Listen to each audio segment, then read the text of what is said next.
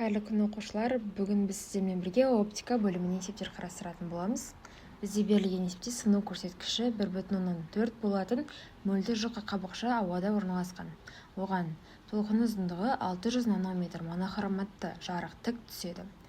Қай ең кіші қалыңдықта шағылған жарықта максимум, яғни жарық жолақтар байқалады. Бұл жерде біз халықаралық бірліктер жүйесін келтіріп алсақ, толқын ұзындығы 600 нанометр, ол бізде 600 көбейтілген 10-9 метр. Келесі бізде формулалар. Бұл жерде бізде ауадан қабықшаға өткен кезде ауа жағдайындағы шағылған сәуледе бір фазалық ығысу, яғни пи болады. Сонда шағылған жарық үшін максимум шарты осылай жазылады. Ал бізде ең кіші қалыңдық ол бізде 0-ге тең деп аламыз. Сонда есептің жауабы бізде шамамен 1/7 көбейтілген 10-7 дәрежесіндегі метр шығады.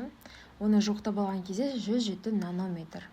Яғни бұл жерде бізде осы жарық жолақта бізде жолақ көрінетін болады.